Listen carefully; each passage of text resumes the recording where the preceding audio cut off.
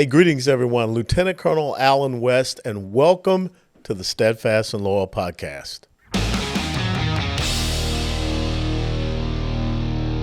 You gotta light 'em up before they burn it down. Better dig deep and put 'em in the ground. Blood on their hands, they're hellbound. Save us all. Ooh, they're gonna burn it down. Save us all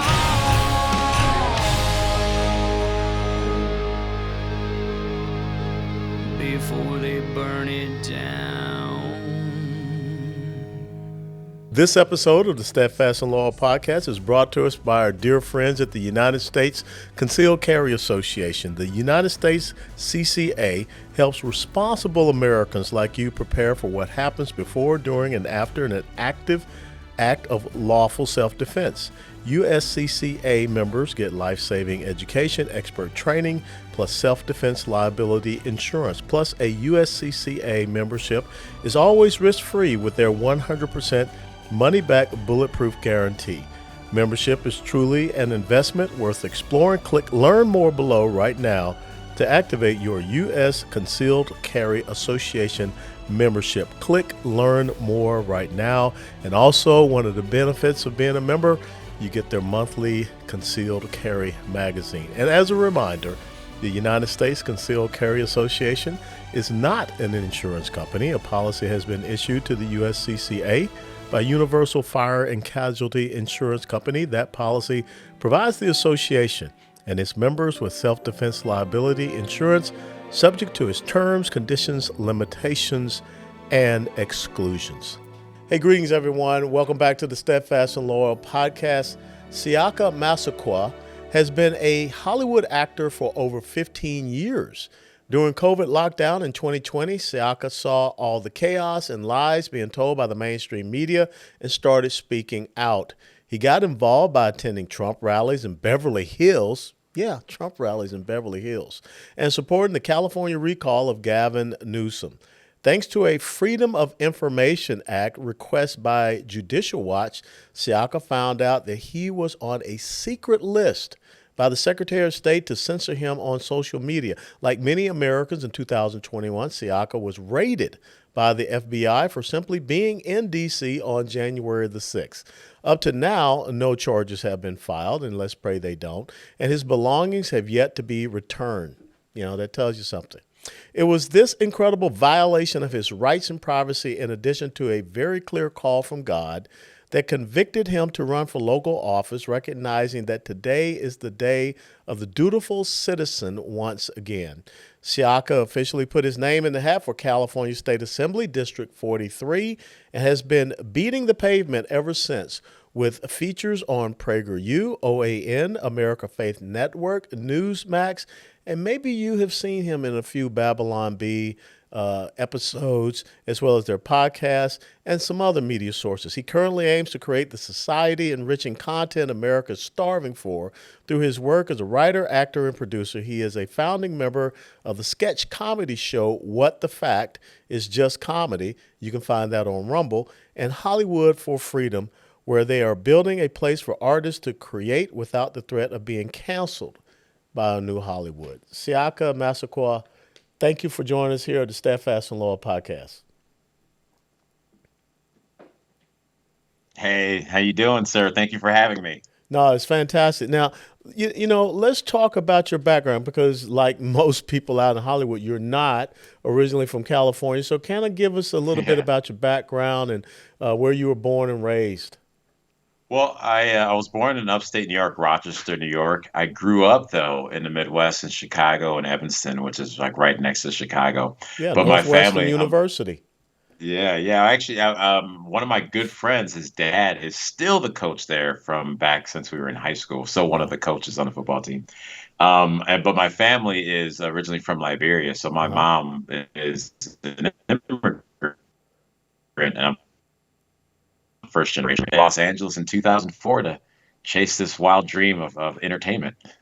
Now, interestingly enough, your background and your family, much like mine, I mean, my parents were not Republicans, but they raised us to be in a very conservative nature. Was that the type of home that you were in back in Chicago?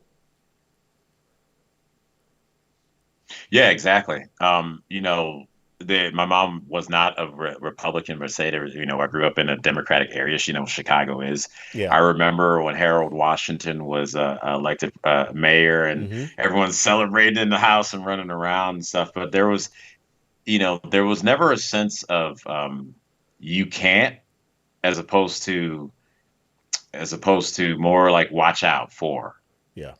So like the some of the things we're seeing today is just so far off from then, but I could see how they were like the seeds to kind of feed into a lot of the chaos that we see in the community today. But there was never, and I think the big part was the fact that my mom grew up in Liberia. She didn't grow up here in the States. She grew up with, father was around, like she saw successful black people because that's what the country is. So it wasn't this, being in industry, I've found out like how much Hollywood it has influenced that perception of black culture, black America, if you will, to the negative. It's interesting you bring that up because I remember even the show Good Times with John Amos and Esther Roll, which was kind of set in the projects of Mhm. Chicago, but it was still a positive message about the traditional nuclear Yeah. black family. And of course, Yep. back in the day, the Cosby Show and other things. But when you fast Mhm. forward it today, you look out there and it seems that everything in the entertainment side is about black gangsters. I mean, the Yeah. BMF show, Yeah. Power, all of these things. Yeah. So, is there a subliminal message that Hollywood is sending out there that has gotten away from that foundation in the black community to now what we see? Yeah. I mean, that's it. I always like to say, if people want to see what I would call them communist socialists want, they want to see where the country could go. The black community has been the beta test. Yeah. Like they celebrate criminals. They celebrate, in a sense, female empowerment and independence from the family. And we see the chaos that has been bred from that. And then initially you're like, well, there's not a cabal that's putting this together. But then I start to look again, being around the industry, being in the industry, being asked to play certain parts. I look around and I go, well, if you're dumping a bunch of money into only this type of depiction, is this subliminal anymore? Hmm. Or is it just really they're telling you exactly who they think you are? Yeah. So now Overt. I go, exactly. So now I think to myself, well, it's something that's been happening, especially over the last couple years with the FBI raid and everything. I'm like, evil is going to evil, and so then it's up to me. Like I can't expect evil to not evil, so I can't expect them to not produce those things that make people look less than human, and that glorify a lifestyle that leads to nothing but death, because that's what they're going to do. Now it's up to me and hopefully you and many other people in their community to start to recognize these things, which I believe is happening. We have, black families, number one homeschoolers in the country, Hmm. but we need more, right? Because we have a lot of lost boys and a lot of lost girls out there. We have to start taking it upon ourselves because evil is going to evil. And so they're doing it on purpose, I believe. No, I 'Cause that's think what they you're do. absolutely right, and the fact that you would get three black females, two of which are lesbian, Hmm. an avowed Marxist as the head of Black Lives Matter, and one of the big tenets of Black Lives Matter was that they didn't believe in the traditional nuclear family, which was the foundation and the strength of the black family. So let's Right. talk about your epiphany, your revelation. How was it that brought you over to a more conservative mindset? What happened? Whoa, man. So I would say it was twofold at right around within the same year. From March 15th of 2016, is the day I walked into recovery, and that started recovery from alcohol, and that started to change everything. And then September that year, I'm down in was it September? Yeah, I think it was, yeah, September, because there's the first Republican debates were in September, right? Am I correct? Hmm. Of Hmm. 2016. Yeah. So later that year, same year, from walking into the room of recovery to that September, I'm at Winston-Salem, the National Black Theater Festival, for the first day of a 3-day or 2-day performance of Amiri Baraka's Dutchman.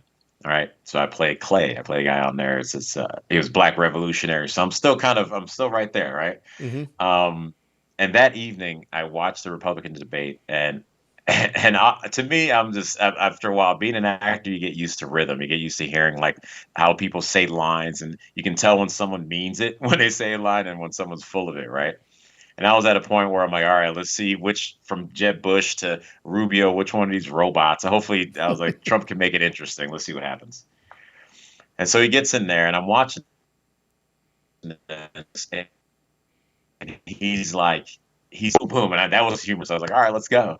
But more importantly, he talked about the healthcare issue, and he said we need to put it on an open market. That way, competition will drive down prices. And I was like, oh, he's saying real stuff. I was like, this is crazy. And then I saw how much they attacked him after that. And I said, there's something going on here where someone said something that was reasonable about an argument that they pretty much wants to push us to federalize. He said this thing that was like, yeah, of course, people get cheaper product. Like if something comes out, it's going to be a better offer. People are going to go to that. And it's going to force all these other companies to lower their prices. And they attacked him. And then he started talking.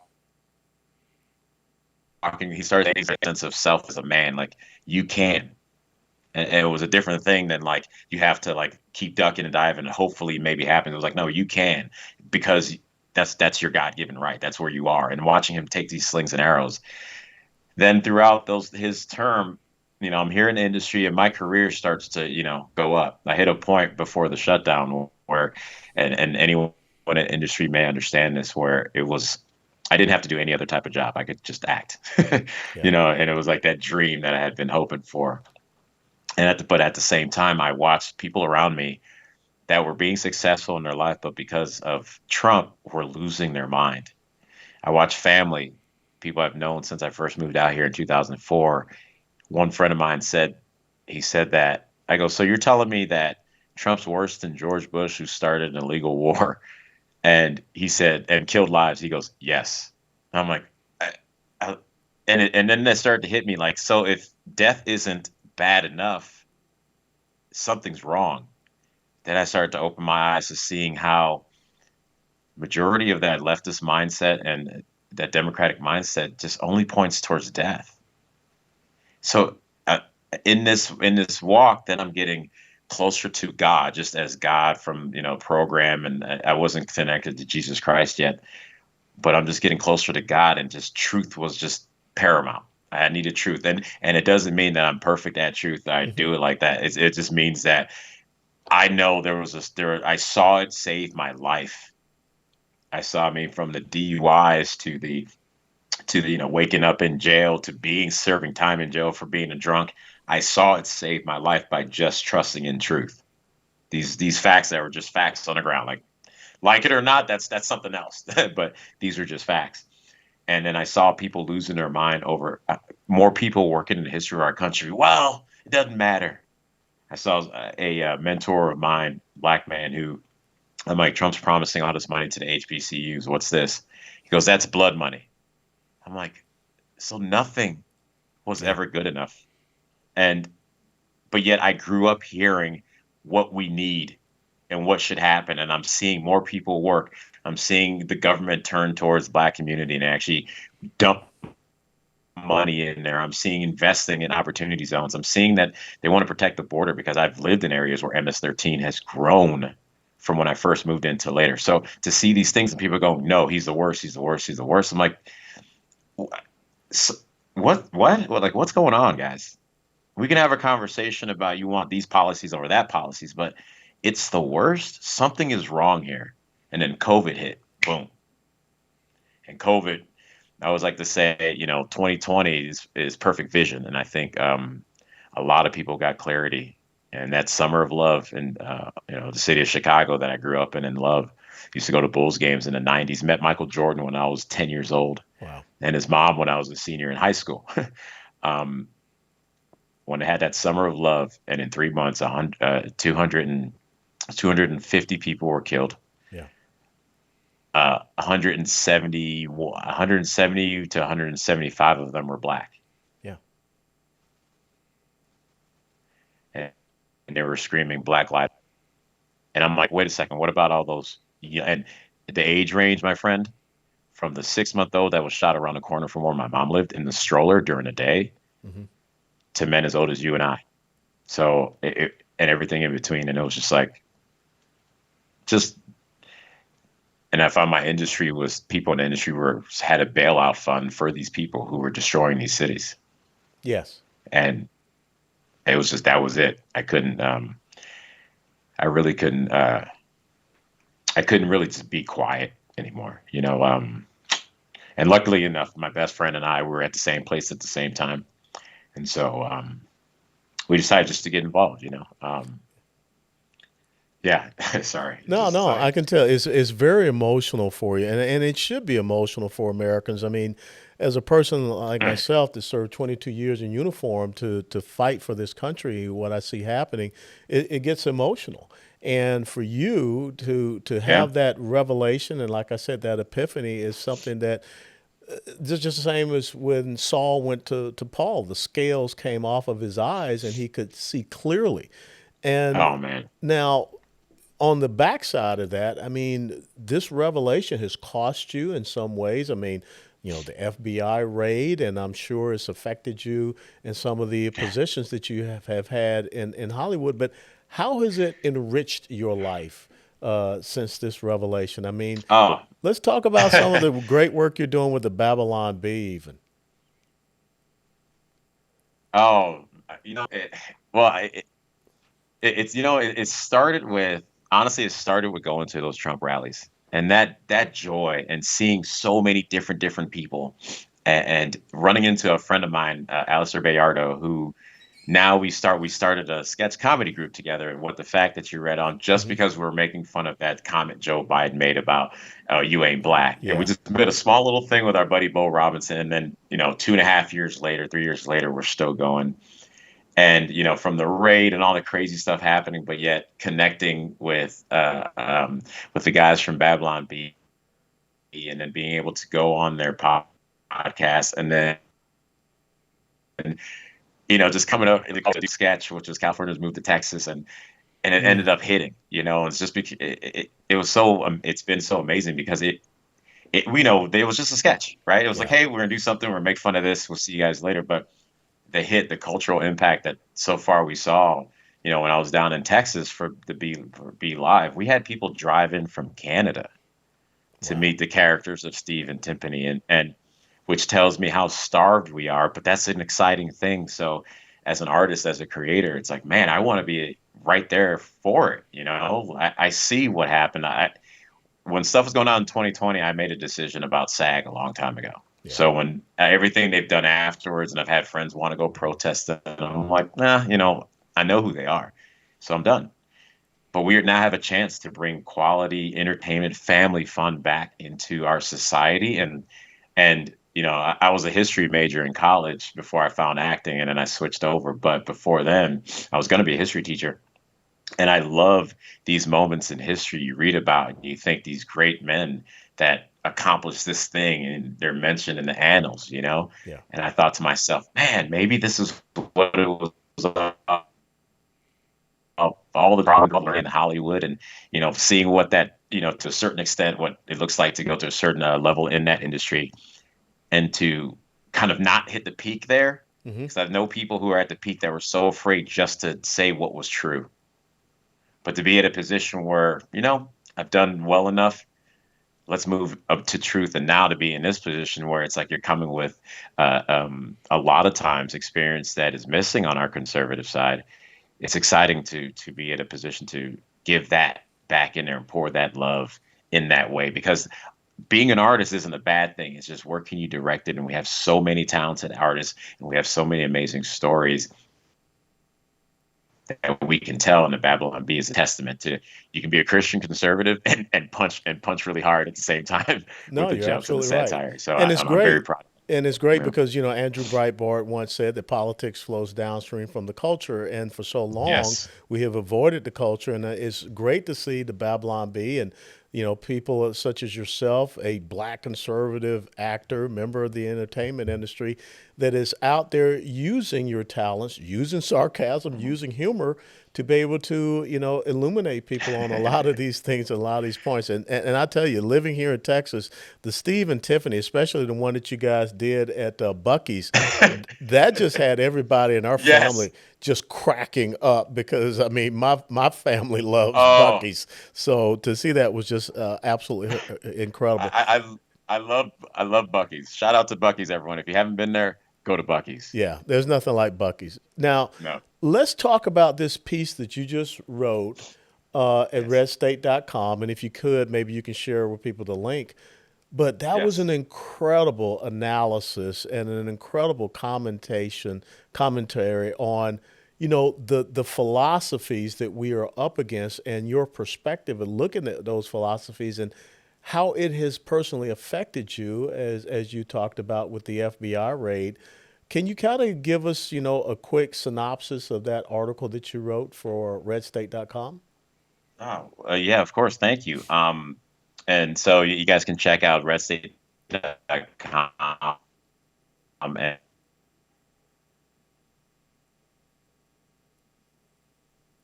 it's but within that article, I wanted to point out kind of it really a lot of it stemmed from my experience, but also I had this moment in at Godspeak Church in Thousand Oaks.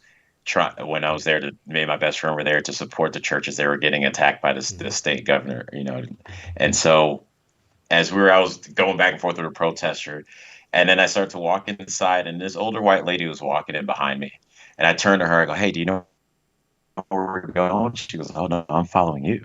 And so we were kind of just lost. We went and we sat next to my buddy, and afterwards, she's getting up. She tells me, "I just drove in here from Arizona this morning because God told me to come here. I don't know why, just to support." But she goes, "He also told me I need you to find a pastor and have him help you go through Ephesians 6."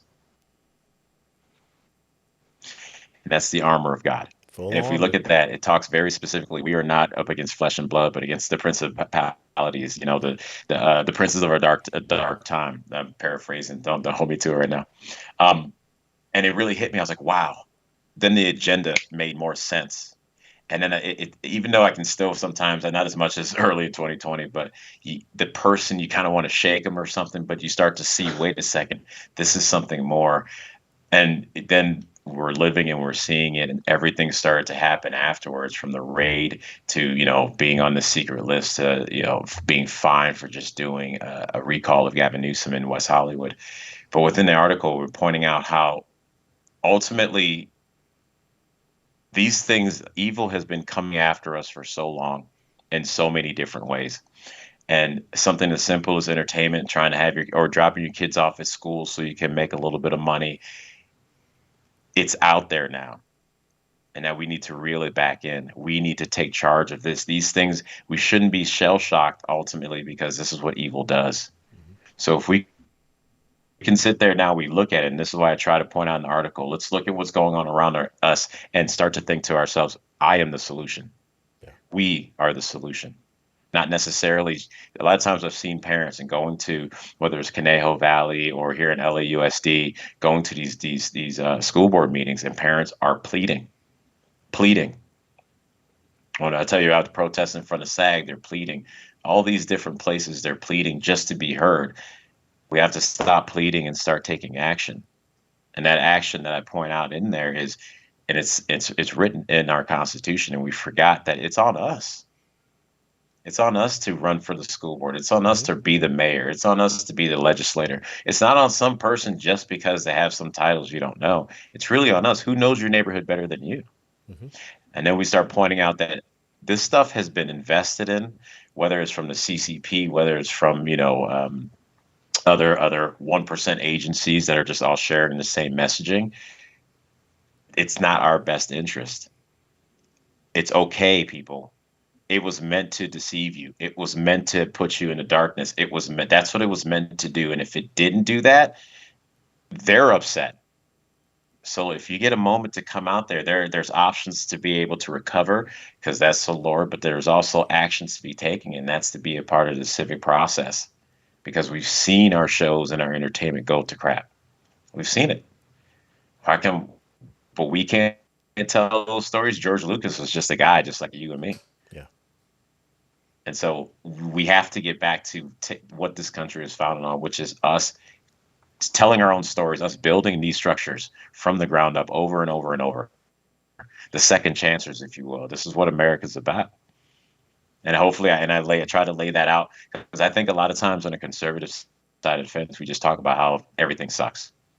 And within here, I wanted to say it doesn't. Yeah, some of these things suck, but it was invested in so that so that you can't really see it. This is supposed to be like that. But here are some action steps that can get you out of your own way a lot of times, or can get you into a position of success. If you just try, if you just get out your front door, you'd be surprised what you can do. And I'm just really, I feel fortunate that it's resonating with a lot of people. And I hope that in moving forward, now we can hit even more succinctly at the different, the different cultural issues that are going on. That was to me kind of hey, this is the big picture, guys. But now we can talk about what local farming look like, right? Or we can talk about the transgenderisms in schools, and we can talk about like how do you galvanize a community to vote for these certain. So now we can start to pinpoint different issues. But from that article, maybe it gets people inspired to really start to open their eyes to what's going on around them. That's a great point. One of the early lessons you learn as a lieutenant in the United States military in your training is that if you're ever leading your troops and you get put into an ambush, you take action. You just don't sit there in an ambush. You got to fight your way out of it, and I think that's so important. You can sit down and whine and cry about the fact that you're in an ambush. That's not going to do anything about it. Your men at all that you are entrusted to take care of, they're looking for you to lead and to get them out of that ambush, and I think that is the real crux of the article that you wrote at RedState.com. And I want to tell you, Siaka, I bottom of my heart, it is just a pleasure to see you, because you represent that next generation. Because, you can look at my hair. I'm kind of getting long in the tooth, and I want to be able to, pass that torch to someone, and you're definitely that. So how can people follow you out there and all the great work that you're doing? Well, all right. So, it's shadow ban season for a reason. So what you have to do is you have to spell it all out, and they'll put it in the description somewhere around here. But you can find me on Instagram at Siaka, SIAKA _Massaquoi, MASSAQUOI. On Twitter, because I have a little bit more space, it's just at Siaka Massaquoi. You can find me on YouTube at Siaka Massaquoi as well. And I know my girl is going to be upset, but I'm trying to make sure. And make sure you check us out on Rumble. What the Fact on the channel. It's just comedy. It's so funny. You guys are going to love it. Check out. We do a little parody on the FBI raid there. So people can check that out for themselves. Well, we have to laugh when they try to come at us. Siaka, thank you so very much. And for your fiance, Charlotte, if I'm correct? Charlotte. Yes. Well, give her Charlotte, my regards, and I want an invitation to the wedding day. And if I can be there, I will definitely be there. Thank you, sir. I appreciate you. All right, ladies and gentlemen, Siaka Massaquoi of the Babylon Bee, What the Fact, and he is one of the great young black conservatives out in Hollywood. Thank you so much for being here on the Steadfast in Law podcast. Ladies and gentlemen, thank you for joining us on this episode of the Steadfast in Law podcast. Special thanks and shout out to Siaka Massaquoi for joining us. And if you like this podcast and you want to share it with others, please do. Click the like button and share it with others. We're here to inform and educate and activate you to make sure that we protect this constitutional republic. Until next time, steadfast and loyal.